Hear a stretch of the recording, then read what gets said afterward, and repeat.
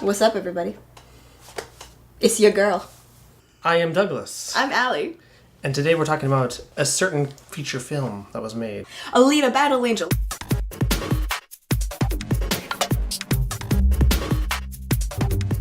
So, Alita Battle Angel is it's a film where... It was first a manga, became an anime movie, I think? I don't know. I read it, I didn't watch it. And then it is now a feature film that was directed by Robert Rodriguez, produced by...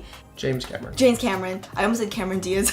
Produced by Cameron Diaz. Cameron Diaz. And I actually knew this movie was going to be produced like September, October of 2015 when Robert Rodriguez was actually on a Rooster Teeth podcast. And ever since he announced that he was doing Alita Battle Angel, I was just geeking out the whole time. I was like, oh my god, I love this. And But I will say that he's actually laid onto the game because James Cameron has had the rights to make this movie since the 90s.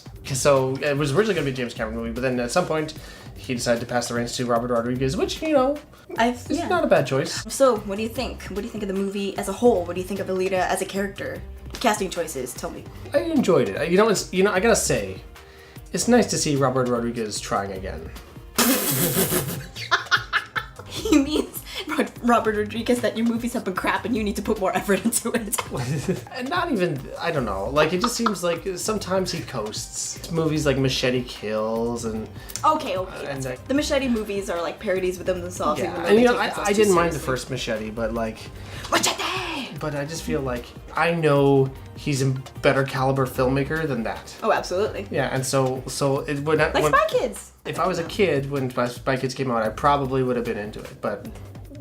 So it does feel like this is Robert Rodriguez really giving it a go, like really making a full-in blockbuster, just redefine himself as a filmmaker. Again, I love some of the films he's made, but this feels like a new stepping stone for him. He's like, yes, I got James Cameron's money. Let's go. Dollar bills, y'all. So, did you like the movie?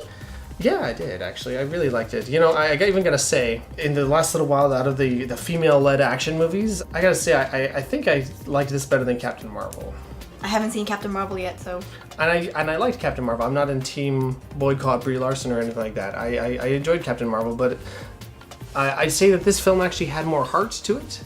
Because it is very much an action spectacle, but so much of this film is about Alita discovering herself and trying to like redefine herself, and you can really see that. I think Rosa Salazar, who plays Alita, gives a very good performance, even under like the big eyes motion capture thing.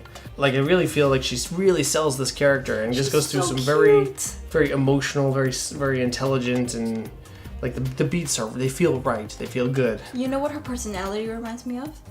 Wonder Woman. She's like this incredibly tough woman. She's not afraid of fighting and standing up for what's right. She even has this whole mantra, just like, I will not stand idle in the presence of evil or something like that. And she has like this whole little bits of her where she's just like, my favorite food is oranges. And then Hugo goes together and she's like, okay, we'll try this. And she's like, I love chocolate. And stuff like that's important. Like the humorous side of people too, Like it's not just tears and emotion and like self-discovery. It's like, what's your favorite food? Well, that was self-discovery. She found out what her favorite food was. Chocolate. Yeah, girl. I guess I meant on a deeper level, but you're right that it was self-discovery, but it's a more humorous, like low-key side of that. Can I talk about some stuff that I didn't like about this movie? That you didn't like? Yeah, because I hated Hugo. I might agree that he does feel like the weakest link of the film. He was just so bland and boring. I don't know. There was just something about like I was not interested in his story. I don't think he even had like any dialogue or explanation. Just saying like I want to have a good life because like I've spent my life in poverty and trying to survive, and like that would be a little bit more of the audience relating to Hugo. By the way, I'm a criminal. By the way, this is my aspiration. I'm kind of nice to you. Like I'm a relatively decent guy who's kind of nice to you sometimes. So I think you should fall in love with me. He was just so bland. And I will say that out of all the actors, like for the most part, they're all really good. Like they got top-notch actors like Mahershala Ali, Jackie Earle Haley, Christoph Waltz. Like all in all, very good A-list cast. Except the guy who plays Hugo. Yes. Yeah. He always kind of felt like he was acting. remembering his lines from a script. He's clearly got talent, but I feel like there was a level of refinement. I think that there's a level of refinement that was required. He didn't exactly meet everyone where they were at. Yeah, because everyone else, their acting was fantastic. Though one of the things that kind of threw me off a bit was because this is based off a manga and an anime, and so a lot of the story you can't adapt the story without taking a lot of elements that is anime. So the names Hunter Warrior. I feel they 100% embraced the anime. I'm not criticizing at all. They're just having to playing it straight in a movie that is just clearly anime based. The weapons too. You see Dr. Ido's weapons. It looks like a rocket-propelled scythe. But even some of the imagery of the villain, he was having sunglasses. You can see the reflection in it, and just stuff like that. They clearly. What it actually reminded me of for some of it was the Matrix, especially Matrix Reloaded. And then I'm like, oh, of course, because the Matrix was made to look like a live-action anime. That was the whole point of it. That was the Wachowski's goal, and so it only makes sense that there's some parallels between these films. Nothing story-wise, but just on the sort of visual, aesthetic level, you can see parallels. I enjoyed it. I enjoyed it a lot. What I will say is that they really tried to pack a lot into this film. Yeah, there's a lot of backstory that they.